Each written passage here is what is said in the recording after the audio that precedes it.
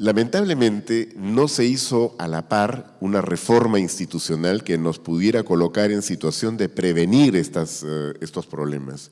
Y es lo que no debemos descuidar ahora, ¿no? O sea, yo insisto, estoy de acuerdo con que la impunidad hay que combatirla y tenemos que ir en serio sobre esa base. Ojalá que mejore la actuación de nuestro sistema judicial en este momento, porque la verdad que está haciendo agua en varios aspectos, pero esperemos que esto pueda todavía revertirse. Sin embargo, es indispensable ir a la reforma institucional y por eso hay que tomar en serio, partir por lo menos de las recomendaciones que hizo la Comisión Presidencial de Integridad, un equipo de personas muy bien seleccionado que en 45 días hicieron 100 recomendaciones, ¿no? Esto fue relativamente hace poco tiempo, en diciembre presentaron estas recomendaciones y por eso Proética junto con la Asociación Civil Transparencia, que no hay que confundirla con Transparencia Internacional, tenemos en el Perú una institución que se llama Transparencia, que ve más bien cuestiones de reforma institucional, ve cuestiones de democracia y que con ellos estamos trabajando, además de la Universidad Católica y la Universidad del Pacífico, una plataforma que le hemos calificado como Observatorio de la Integridad, para hacer el seguimiento de esas 100 recomendaciones y para ir todavía más allá. Esperamos que este trabajo no se descuide para precisamente evitar que tengamos que volver a un problema parecido al que ahora también estamos constatando. Y respecto a lo que es el Sistema Nacional de Control, también esperamos realmente que haya ese cambio. Cuando ella dice que se persigue el dolo, creo que es una manera bastante gráfica de, digamos, puntualizar lo que deberían hacer. Deberían cuidar que se usen bien los recursos. ¿Qué hacen, por ejemplo, metiéndose a control de gestión? A mí me parece que ese es un tema que debería ser discutido de nuevo. Y claro que se persigue el dolo porque hoy día se hacen las cosas más absurdas y si la gente, digamos, con integridad, con valores y que quiere servir al Estado, se enterara de lo que se expone cuando lo nombran en un puesto público importante, probablemente no aceptaría ni de raspas. Todos los que hemos pasado por estos cargos, a mí me llegó hace pocos días una notificación que creo que tiene mucho que ver con el excontralor, por el cual me pretendían hacer responsable de un supuesto perjuicio al Estado por una compra que se hizo el 2014, donde decían que la base para imputarme esta responsabilidad era que yo había incumplido el artículo 8 del Reglamento de Organización y Funciones del Ministerio del Interior. Y esto es un informe de la auditoría interna, o sea, de la Oficina de Control Interno del Ministerio del Interior, a quienes le voy a cursar una carta ahora para que me expliquen bien a qué se referían. Porque decían que ese artículo 8 que yo había incumplido, lo citaban literalmente, que dice que el ministro es responsable de cumplir todo aquello que la ley manda. Y cuando he pedido entonces a través del ministerio que me digan, bueno, ¿y qué fue lo que incumplí? ¿No? ¿Qué ley incumplí? Me dicen, no hay informes, no hay anexos, no hay nada que lo establezca y están pidiendo que me demanden judicialmente. Bueno, esas son las cosas que ocurren hoy día en el sistema de control. Lo otro, me parece muy importante que se haya señalado entonces que esta modificación vaya efectivamente al fondo y se establezca un criterio de razonabilidad que pudiera ser que alternativamente al tema de si usted incumplió tal o cual cosa, uno tuviera la opción de decir, sí, lo hice porque en esta circunstancia era mucho mejor para el Estado actuar de esta manera y que así como hay un tribunal administrativo que ve los temas disciplinarios, también contemple cuestiones de razonabilidad. Hay cantidad de ejemplos de decisiones que un funcionario tomó que eran mucho más ventajosas para el Estado y que hoy día no se pueden tomar y hay que perjudicar al Estado para que se cumpla con lo que la norma que la Contraloría tiene como parámetro, digamos, no le termine involucrando en un tema de responsabilidad. Bueno, y las otras cosas que se han señalado también, solo quisiera mencionar en lo de AmCham, porque me consta el trabajo que Ana María ha expuesto acá, me parece que es muy bueno y sí, también se ha creado el Consejo Privado Anticorrupción hace poco, de algunos gremios empresariales que también quieren trabajar más decididamente en esto. Por eso creo que en medio de todo estamos sacando lecciones, digamos, de lo malo, ¿no? De aquello que nos ha tocado vivir. Hay ejemplos en el mundo de empresas que han tenido problemas serísimos por asuntos de corrupción y que han revertido el asunto y que más bien se han convertido en ejemplo de lo contrario. Y yo creo que algo de eso va a pasar en el Perú también. Y quería solo, para señalar un tema que AmCham lo tiene muy cerca, que es el del arbitraje, ¿no? Las instituciones que están más involucradas con arbitraje, como el Centro de la Católica, el de AmCham y el de la Cámara de Comercio, habían solicitado hace rato de que se institucionalizara el arbitraje en el cual participa el Estado. Porque el Perú debe ser el único país, ¿no es cierto?, donde el arbitraje se ha convertido en obligatorio para el Estado, con lo cual se rompe el principio del arbitraje. El arbitraje debería ser voluntario. Pero bueno, acá se optó por eso. No me parece una mala decisión si vemos los problemas que hay en el sistema judicial, etcétera, pero eso tiene que ser pues acompañado de una serie de medidas que impidan lo que está ocurriendo ahora. Ocurre que, como todos los pleitos del Estado, y donde están involucrados millones de millones, ¿no?, se tienen que ir al arbitraje, entonces ocurre que el arbitraje tiene dos maneras. Uno, que es institucional, si tienen que buscar el soporte de una institución que esté calificada en arbitraje, que ofrezca estos servicios, y por lo menos estas instituciones tienen listas de árbitros que seleccionan, tienen reglas para lo que debe ser el trámite de estos arbitrajes, y esto hace que sea mucho más fácil, por lo menos, darles un cierto control, una cierta supervisión a estos procesos. Pero hay el otro arbitraje, que es el ad hoc, donde no pasa por ninguna institución y se manejan entre procuradores y un grupo de abogados, por lo general bastante cercanos. ¿Qué es lo que ha pasado? El Estado ha estado llevando al arbitraje el 70% más de los arbitrajes del Estado los ha llevado la DOC, no al institucional. Y ahí es donde se han podido identificar una serie de malas prácticas que han, digamos, traído al sistema arbitral problemas que antes solo los conocíamos en el sistema judicial. Para tratar de corregir eso, se le planteó al gobierno, y lo hizo la Comisión de Integridad, se le planteó al gobierno que dijera que los arbitrajes del Estado serían necesariamente institucionales y se dejara de lado ya esto del arbitraje ad hoc. En esto hemos estado de acuerdo todas las instituciones que he mencionado. El gobierno aprobó un decreto legislativo diciendo los arbitrajes en adelante serán institucionales.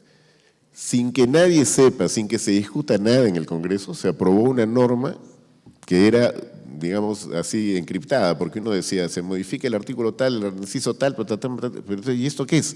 Bueno, el que quería ponerse a buscar iba a encontrar que se había derogado esta limitación, es decir, el arbitraje otra vez podía ser ad hoc.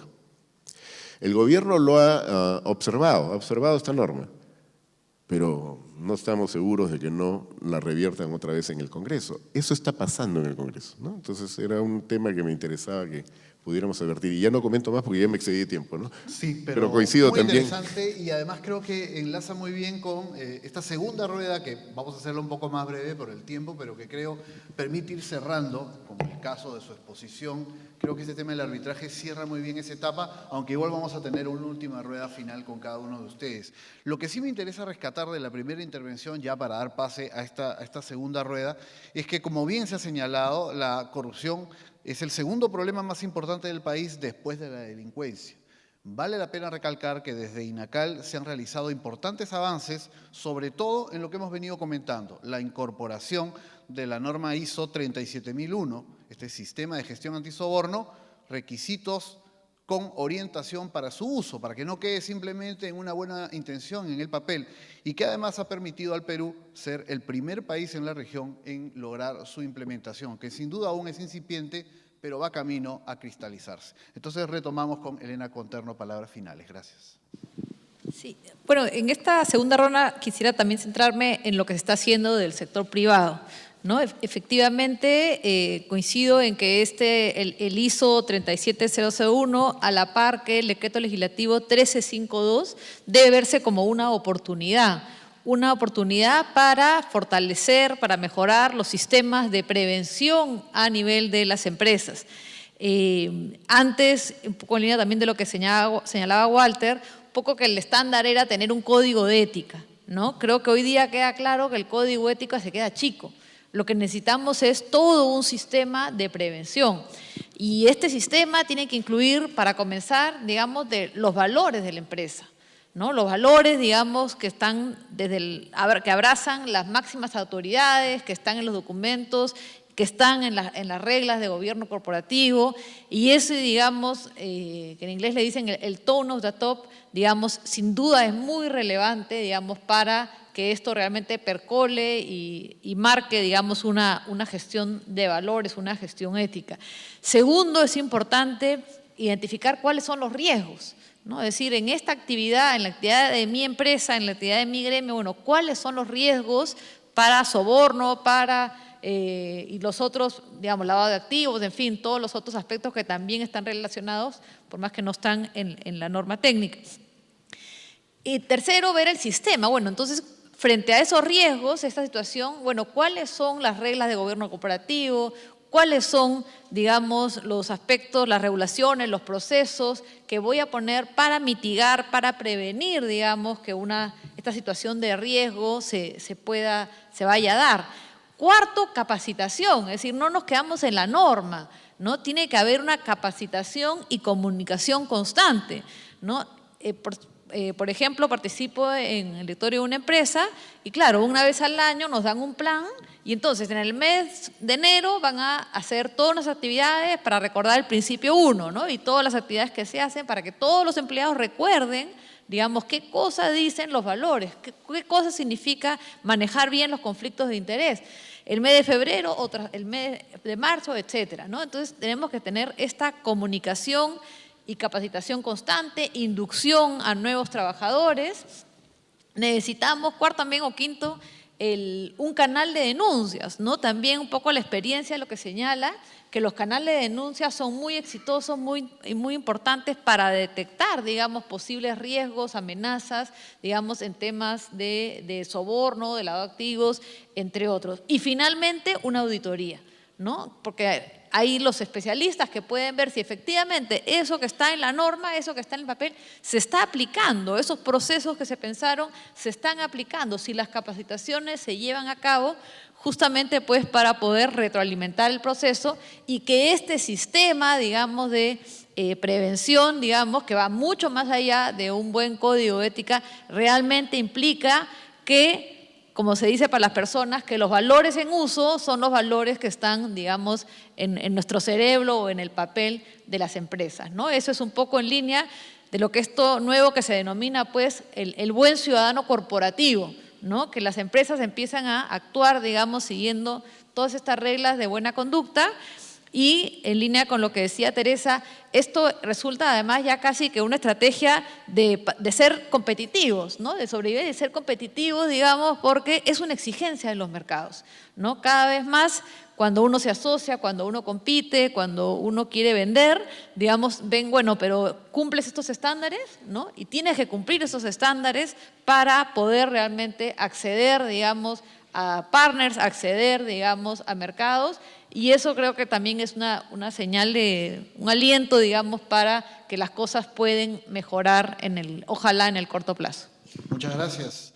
Y como bien señala Elena Conterno, el rol clave del líder, de quienes tienen a su cargo las organizaciones que señalan el rumbo en ese tema tan importante. Pasamos ahora con Teresa Tovar. Gracias. Sí, solo dos ideas para ser más breve de acuerdo a la solicitud. En primer lugar, destacar el tema del valor del cumplimiento corporativo que ha mencionado Elena y del arbitraje y de los mecanismos voluntarios, ¿no? Porque compliance o cumplimiento corporativo en el mundo, salvo algunas legislaciones que lo obliguen, es esencialmente voluntario, porque las empresas lo adoptan en razón del incentivo que le da el Estado, como dije antes, para efectos de exonerarse de responsabilidad, es decir, que son buenas y porque además quieren tener acceso a mercados desarrollados y a tener un club, ¿no?, de empresas que comparten buenas prácticas. Pero ¿cuál es el efecto beneficioso para la sociedad de estas iniciativas empresariales? Es decir, ¿por qué el G20, Global Compact, las Naciones Unidas, etcétera, toman abrazar con el sector privado las iniciativas anticorrupción o de lucha contra la corrupción?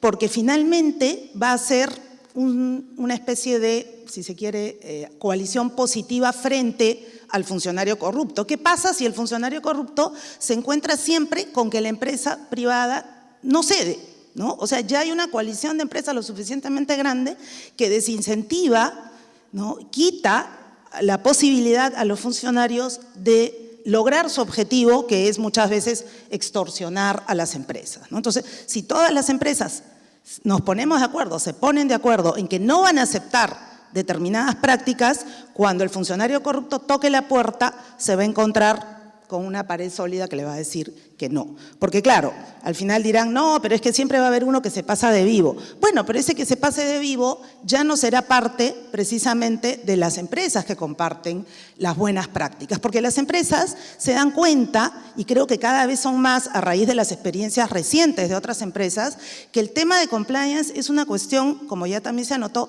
de sobrevivir. Es decir, la empresa que quiere ser sostenible no está pensando en que yo, si Coimeo gano esta licitación y me adjudico tantos millones, no, está pensando, si yo hago esto, estoy comprometiendo en el largo plazo la vida de mi empresa, ¿no? Porque lo que estoy haciendo es generar algo que va a revertir en mi contra rápidamente si es que es descubierto, y cada vez es más fácil ser descubierto porque ya hay además una coalición a nivel internacional, creo yo, de autoridades que están ayudando a los países menos desarrollados a luchar contra la corrupción, ¿no? Entonces, ya hay un mecanismo eficiente para evitar que esto quede impune, como ya se ha dicho, ¿no? Entonces, una empresa que piensa en que es una empresa que quiere hacer buenos negocios, que es una empresa seria, responsable con sus trabajadores, con el Estado, con los stakeholders, con sus accionistas, con la comunidad, dice, yo no voy a hacer esto porque no es bueno para mi empresa. Y las empresas se dan cuenta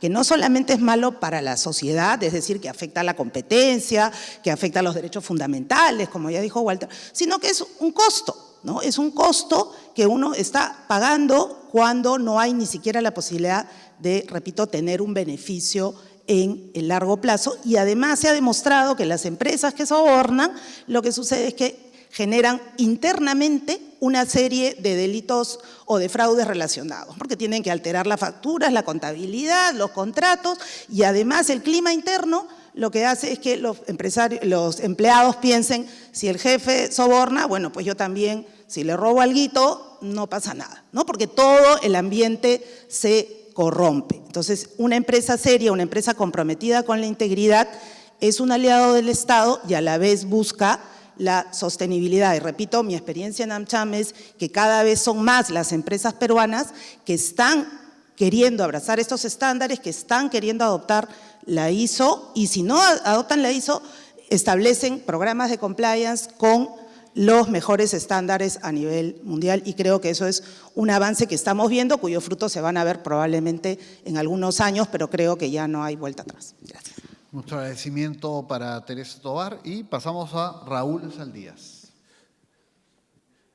Esta última intervención yo quisiera abordarla de dos ángulos distintos. La primera es que cuando hay impunidad, simplemente los delitos florecen. Y en el Perú durante mucho tiempo ha habido una gran impunidad con el tema de corrupción y nunca hemos visto la situación que se ve ahora, que tenemos a los presidentes que ya no usan la banda, digamos, como uno diría, presidencial, sino que forman parte de una banda y que todos están terminando presos en la Dirois o van a terminar por ahí. O sea, fíjense, gran cambio.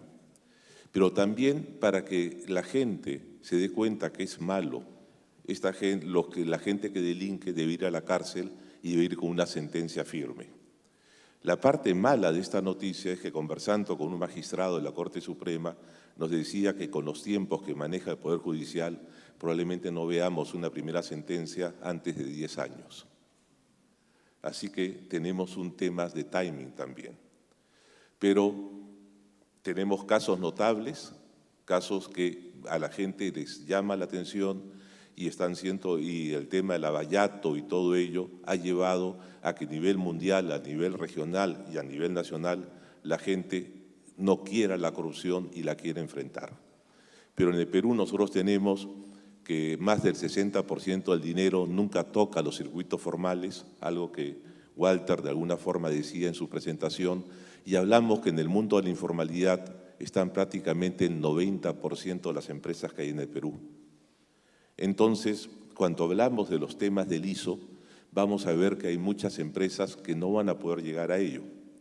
Entonces tenemos un ISO que es certificable, el ISO 19600 de compliance que no es certificable, y algo que hablamos en el grupo de trabajo que hemos estado reunidos desde el año pasado es de poder desarrollar a base del ISO de compliance una especie de manual que nos sirva para trabajar para las pymes y hasta incluso para las empresas que son informales, que son la gran mayoría del Perú, y poder llegar con ellas a llevar todos estos conceptos de los que hemos venido hablando. Eso es el punto 1. El punto 2, hay cosas que no son muy conocidas y que el sector privado ha venido haciendo hace muchos años. En el año 98 se reúnen gremios del sector privado y forman una alianza empresarial para el comercio seguro, que sus siglas en inglés es BASC, y que gracias al Servicio de la Aduana de los Estados Unidos se trae una certificación creada por ellos para el comercio seguro. Con el transcurso del tiempo, esta organización fue creciendo. Hoy día somos 13 los gremios que formamos parte de BASC o la Alianza Empresarial para el Comercio Seguro, Sociedad de Pesquería, AmCham, Sociedad de Industrias, Comex, Aspor, son miembros de la junta directiva actual de BASC. Y con el transcurso del tiempo, nuestros asociados, que hoy día son más de 750 empresas, nos decían, nosotros queremos certificaciones que vayan más allá de América, porque BASC se queda en América, y eso nos llevó a que nos convirtiéramos casa matriz en ISO 28000 en el Perú y tuviéramos una certificación reconocida en Europa y en Asia. Eso nos llevó después a llevar al ISO 9001, de calidad, y nosotros decíamos, si las empresas quieren ser más seguras, le damos el 28000, si quieren entrar a procesos mejores de calidad, vayamos a 9001. Y luego, cuando se comenzó a hablar de los temas de corrupción, ya hace un par de años, comenzamos a estudiar la 19600 para sacar una norma propia nuestra y que la pudiéramos aplicar. Cuando en octubre del año pasado se la hizo, aprueba y entra en vigencia la 37001, eso nos hizo a nosotros tener un cambio en el switch y dijimos, ok, vayamos primero a una certificación ISO de integridad o de anticorrupción, y en el mes de febrero de este año nosotros ya hemos formado los primeros auditores acá en el Perú con la ayuda de la PEC de Canadá para lo que es la ISO 37001. Y esperamos para agosto, gracias a la NAP de Estados Unidos, nosotros vamos a convertirnos también en certificadores como Casa Matriz ISO de 37001 en Perú. Y eso nosotros lo hemos venido haciendo como sector privado hace más de 20 años sin esperar que hubiera una ley que nos dijera un modelo de prevención los puede ayudar o que sean atenuantes, sino porque hay empresas y sector privado en el Perú que están muy comprometidos en hacer las cosas bien. Porque si una empresa es segura, tiene calidad en sus procesos y es íntegra, ya está en la esfera mundial de la alta competitividad y podremos diferenciarnos nuestras empresas con las de otros países porque vamos a reunir todas estas medallas o tarjetas de presentación que hoy día hacen ver que tenemos en el Perú un sector privado que es altamente competitivo y que quiere seguir mejorando. Lo bueno es que también el Estado está en ese mismo tipo de situación. Y era algo que yo decía hace unos minutos. A nosotros se nos han acercado una serie de reparticiones del Estado para comenzar a iniciar también procesos que van desde ISOs de comercio seguro, algunos ya hemos certificado, como la base naval del Callao, por ejemplo, o puertos que hay en la costa peruana, y lo que se nos ha acercado también es parte del Estado por el ISO 37001. Incluso en estos momentos ya hay consultores internacionales que están preparando empresas y algunas reparticiones del Estado para poder certificar, porque hay una carrera de quién quiere ser la primera. Y esto es una cosa que es buena, porque se nota que el que tenga el ISO 37001 se va a diferenciar del resto. Y eso va a hacer que el resto quiera seguir el ejemplo. Así que yo creo que estamos en una muy buena carrera, tenemos buenos vientos, como uno diría como marino, nuestras velas están hinchadas y estamos llegando a un puerto de tener un Perú mejor y que eso es lo que nosotros queremos trabajar. Gracias. Muchas gracias. Permítanme incidir, gracias a todos los integrantes de este panel, permítanme incidir en un elemento que creo es esencial. Cada una de las consideraciones que han expuesto nuestros 4 panelistas y expositor inclusive, cada una de estas consideraciones de lucha anticorrupción calzan muy bien con el concepto de una cultura de la calidad que es la que necesitamos implementar en este país y que ya se ha comenzado a implementar. Vamos a cerrar esta primera conferencia pidiéndole a Walter Albán palabras finales para luego darles un mensaje a todos que es muy importante. Señor Albán. Bien, gracias. Como no cumplí mi anuncio anterior de ser más breve, ya no voy a comentar a Elena o a Teresa, perdón por lo de Ana María. Pero me quedé pensando en algo que había dicho en la primera intervención Raúl, ¿no? Sobre esta obra de este peruano que es un historiador que hizo estudios de economía para poder trabajar, ¿no? Alfonso Quirós, para poder trabajar esto de la historia de la corrupción en el Perú. Y algo que ha marcado, que me quedó marcado muy fuerte es esto. Él sostenía, para no basarse solo en percepción, es muy difícil medir la corrupción. Entonces, él trabaja unos indicadores a partir de inversión y presupuesto público, y dice, y el PBI, ¿no? Y dice, aplicado esto al Perú, en toda su historia republicana, el Perú nunca tuvo corrupción baja, siempre fue muy alta, ¿no? o media, pero siempre ha tenido corrupción alta. Y estima en un promedio del 4% del PBI lo que hemos perdido, ¿no? Pero dice, claro, si consideramos que para que un país se desarrolle, pueda crecer sostenidamente, etcétera, se requiere algo así como un 7% de crecimiento anual, en realidad el Perú ha perdido en toda su historia por problemas de corrupción toda posibilidad de ser un país desarrollado. Y a eso y yo quería reafirmar algo que mencioné al inicio, y es que efectivamente la carencia de calidad de vida de una buena cantidad de peruanos, ¿no? De millones de peruanos, se deriva precisamente de este problema de corrupción, ¿no? Y creo que efectivamente estamos todavía viviendo una situación que en lo que supone una presentación no puede ser pues optimista, es más bien la descripción de algo que nos baja un poco el ánimo. Pero lo que hemos escuchado ahora aquí en el panel creo que nos ayuda a compensar eso, ¿no?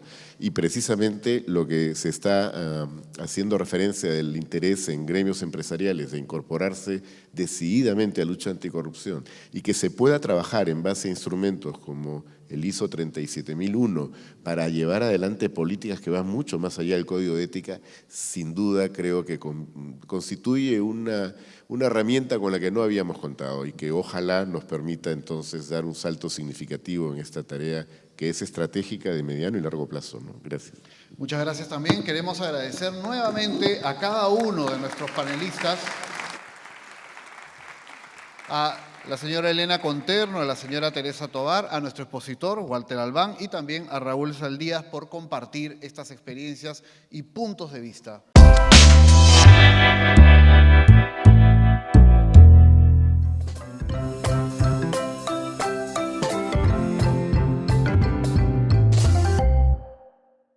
Gobierno del Perú, trabajando para todos los peruanos.